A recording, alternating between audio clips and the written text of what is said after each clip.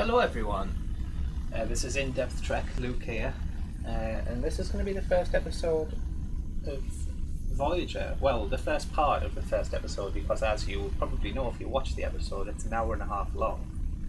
So this will be the review for the first 45 minutes, episode 1, because Caretaker is actually 2 episodes. So what I want to talk about first, Voyager as a whole is a show that I love. If you haven't seen the episode prior to this in which I discussed that, I would heavily recommend that you watch that video.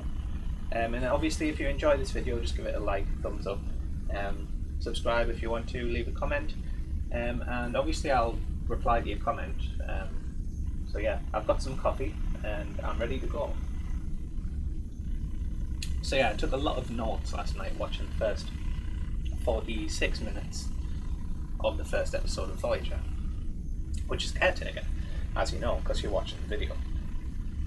So the first thing I wanted to point out, just before I start, I did say in the last video that I would be putting screenshots up. However, I have looked into this and I can't actually do that for some reason. I don't know why. It's something to do with what company has bought the rights to the show and whatnot, so I can't do that, long story short. So, to start off with, Tuvok, whilst he is undercover in the Marquee, is still called Tuvok, which is quite strange. He's got no code name whilst he's undercover, so surely they would know of Tuvok, who at this point is about 100 years old. I can't really remember, but he's approximately that age.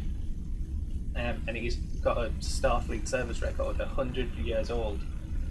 And he's got a Starfleet service record. Surely the Marquis would know that he still works for them, and I don't know. But that's just something weird.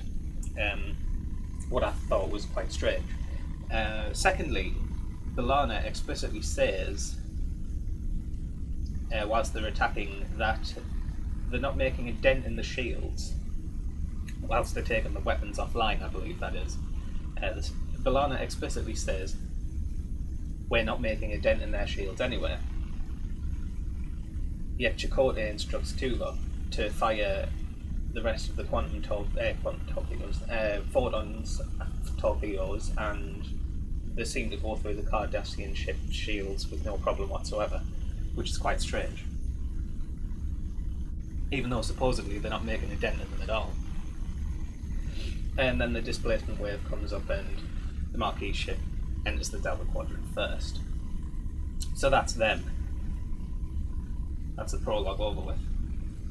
And something I picked up on, the first time we actually see Voyager is in the opening titles. So if anyone's watching this for the first time and they're like, that's not the ship we've just seen. So yeah, the first time you see Voyager is in the opening titles, which is quite funny. So Tom Paris is in jail, and at the time Janeway actually speaks to Tom, it sounds like the Marquis have been in the Delta Quadrant for about 6 days, so they've just been hanging around there, really, when you think about it. The Marquis haven't made any attempts, from what I've sort of found out, what I took from that. I don't know if it's 100% right, obviously, because this is just my opinion of the episode. So the Marquis ship was there for 6 days. What was it doing for 6 days? Was it expecting someone to come through as well? Had they been on the array? Which we'll get to, obviously. So yeah, they've been there for about 6 days. And now we're on Deep Space Nine, by the way, so Harry Kim sees through Quark pretty much straight away, which proves that he's quite perceptive. Might not be as experienced as he would like to be, but he is quite perceptive. And another little funny thing, Quark says, I acquired these gems, whatever the word he was selling, from a strange person called Morn, who actually, if you look closely, he's actually in the scene in Voyager, whilst the camera's panning over to Harry in that scene.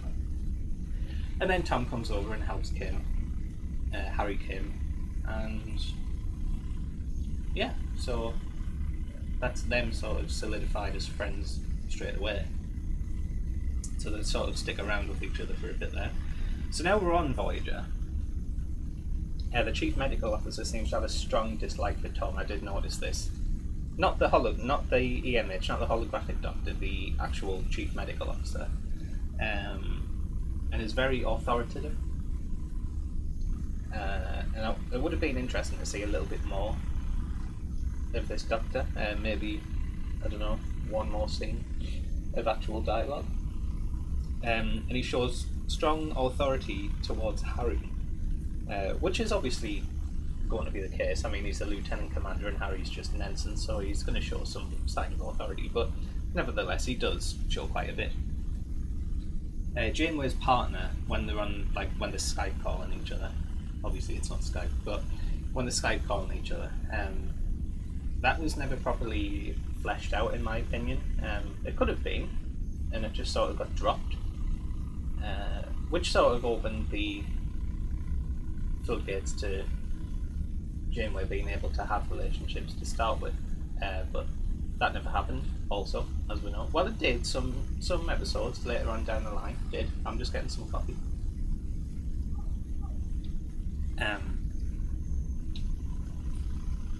And so, something else I picked up on as well, Janeway's immediate change from personal to professional personality, as she hung up on her husband on the video call, she hangs up, immediately changes from that personal Janeway to the commanding officer, as Harry and Tom are buzzing on the door. And she gives quite a warm introduction to Harry, all things considered. Tom's just there for support, I think, really. But Harry gets quite a warm introduction. He gets shown around the bridge, whatnot. So yeah, that was pretty cool. Another minor detail I picked up on was the current first officer, not who we will know as the first officer. The current first officer is actually a lieutenant commander, not a commander. That's just a minor detail. I know that can be the case. You don't have to be a commander to be a first officer, but that's just something I picked up on. So now we're up to where Voyager is actually leaving Deep Space Nine.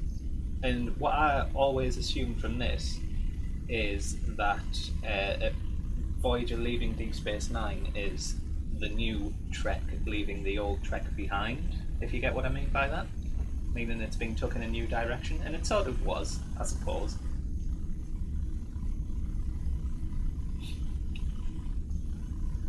And another little detail I picked up, the fiasco Tom has with the tomato soup. That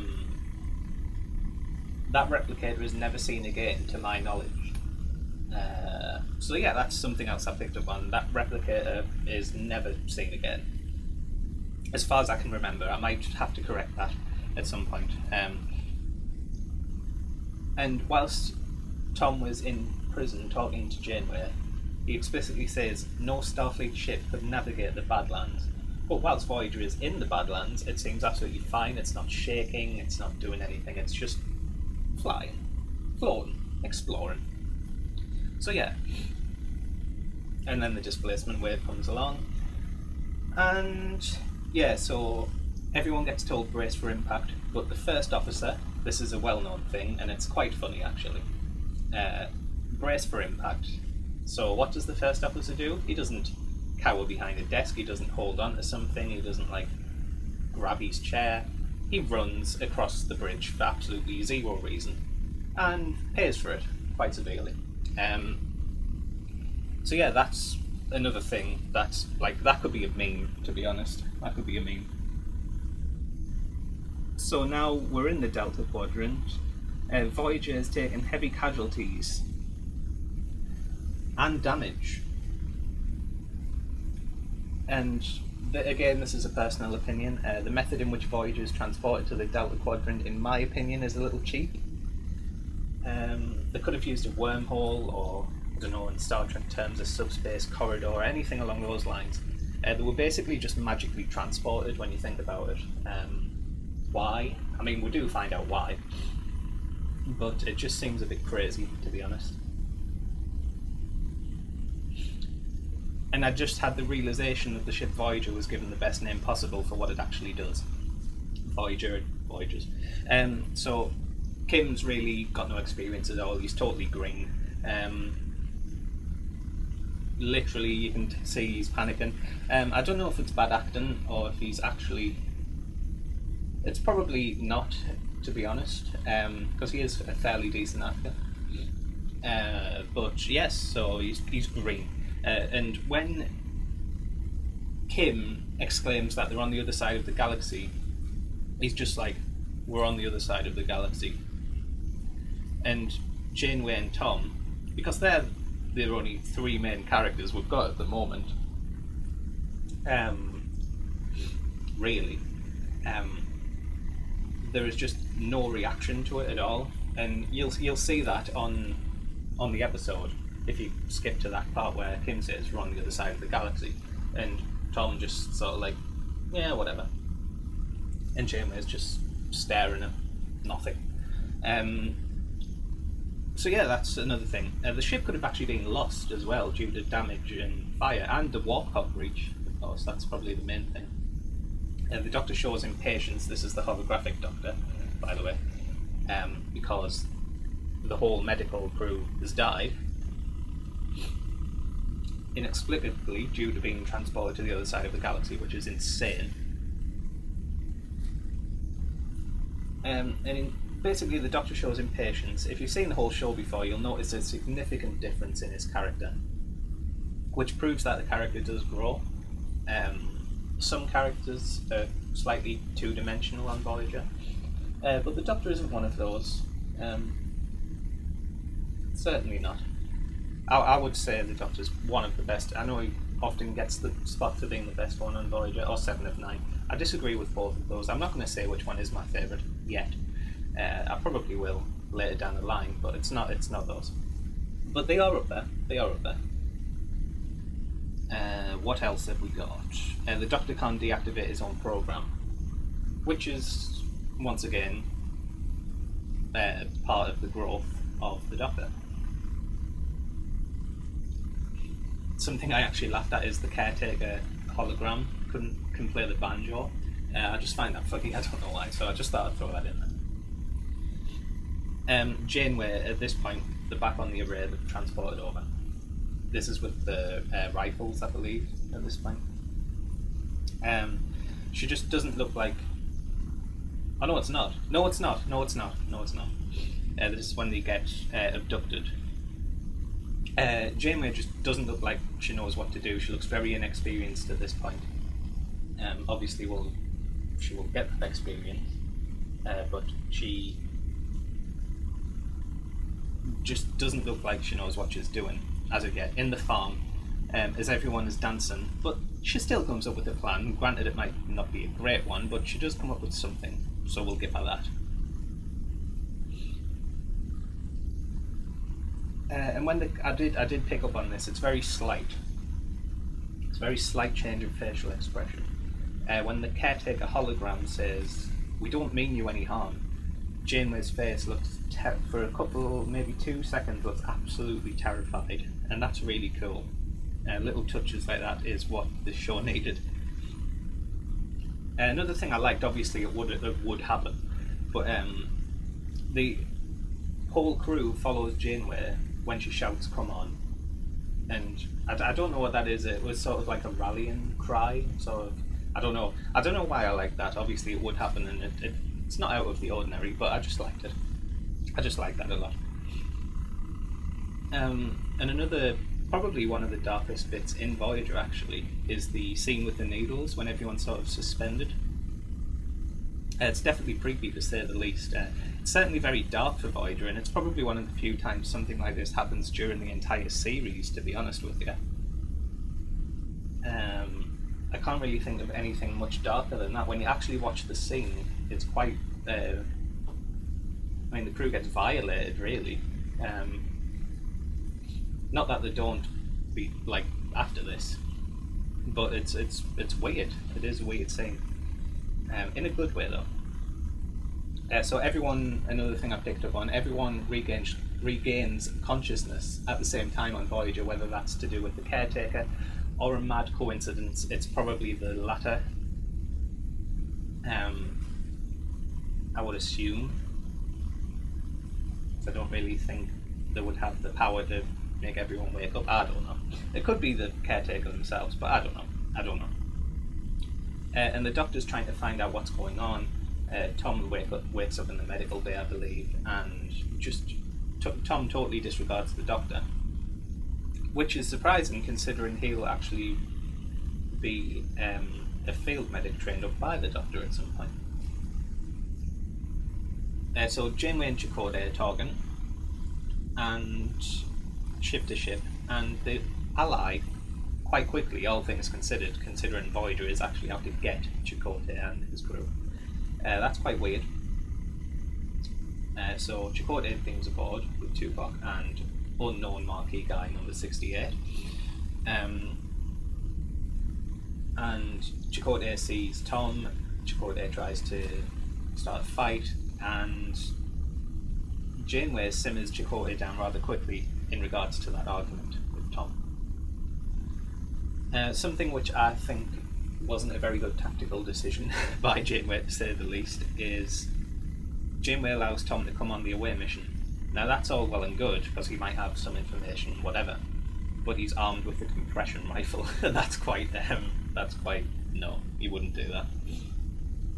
Maybe a little phaser, but not a like, I would say expensive, but money isn't a thing now, so it's a very technical piece of equipment, very advanced piece of technology. Chakotay seems a lot more reasonable than Starfleet when talking to the holographic caretaker. Now this might be because he's not restricted by the Prime Directive, stuff like that, so he's got more dialogue choices, should we say. But that's just what it seemed like. Something I didn't understand as well. The caretaker says sending you back is terribly complicated, yet he abducted 2 ships from the other side of the galaxy less than a week apart from each other with no problem whatsoever. And apparently, we learned later, the caretaker has been taking ships for months, so I don't know what that's about at all. Harry and B'Elanna are the chosen ones, of course. So I don't know if this was a sort of precursor sort of thing to get Harry and B'Elanna together. It might have worked, probably not, to be honest, but I don't know, maybe it was just pure luck. Maybe I'm just looking into this too much, but it's the first episode. We don't know anything about these people yet. So, and then Janeway is making the log. Jesus Christ. So Janeway's closes her log entry, and after that she really doesn't look like she knows what she's doing at all. And then there's an interval between the pulses, which we find out from Tuvok, is decreasing by 0.47 seconds. And for those that don't know, 0.47, I think it's, 0.47 is a reference. They use this a lot through Star Trek. The number 47 comes up a lot, and once you realise that the number 47 is a sort of internal meme for Star Trek, you'll actually realise that 47 is used a lot. So that's the first time in Voyager that I can remember that I picked up on, at least. That's the first time 0.47 is used. So I'll try and pick up on as many of those as possible, so we can discuss them. And Tuvok telling Janeway to go to sleep, because she does look fucked, let's be honest. She does look shattered. She's being teleported to the other side of the galaxy. She's being violated via needles and whatnot. So, yeah, at this point, Tuvok is giving Janeway some advice, and that sort of shows that they've got a good friendship going, that Tuvok can actually tell his captain to get some sleep. And that's cool. And Janeway is self-reflecting about taking more time talking and engaging with her crew, because at this point Harry is over on the array, is that? Or on the planet? No, on the planet, I believe. Yeah, it's on the planet. So Harry and B'Elanna are on the planet, but obviously Janeway at this point couldn't care less about horrors. But Harry is on the planet, and she wants to make sure that none of this happens again, and she wants to take the time to talk more with her crew because she says they all come and go so fast. And Janeway promises Tuvok to get him home, and this should have been brought up more throughout the series. Just a few times, but it's never brought up to my knowledge. And at this point they're setting off for the 5th planet, I believe. But this is when they bump into Neelix, I think. But it would have been great if the Marquis ship could have been stored in Voyager's shuttle bay. Now, I know it's a bit too big to do that. Like, it's far too big. But surely it's Star Trek. We could have found a way around this. The wings could have folded up or something. I don't know. But imagine the battle scenarios where the Marquis ship would back up Voyager in, like, against bigger. But I suppose that's what the shuttles were for. And we'll get onto the shuttles, alright, believe me. Because Voyager had about 50 shuttles or something, I don't know. I suppose they could make them, like they could replicate hull parts and put them together, I suppose, but warp cores and stuff, I don't know, but that's something we'll get into. So this is when we'll find Neelix. And for the first few series I can't really stand Neelix, to be honest. He's just a sort of comic relief that isn't. But later down the line he does get pretty cool. Bearable, I would say. He does grow, but I don't really like him to start with. I mean, that might change on my third, because I've watched Voyager twice now, and my opinion of that hasn't changed at all, but third time it might change. I might like him more, I don't know. But anyway, Neelix is the first ally in the Delta Quadrant, but something I didn't pick up on was, how was he able to survive without water? How? I don't get that. I mean, it might be scarce, I don't know, but you might be able to find it. But how does he not survive without water? It's strange how Neelix takes Janeway's word when it seems like water is such a luxury. She's like, well, Neelix is like, yeah, I don't suppose you've got any water, because, like, I don't. And then Janeway is like, yeah, of course, just come onto my ship and you can have all the water you want. And then Neelix is like, okay.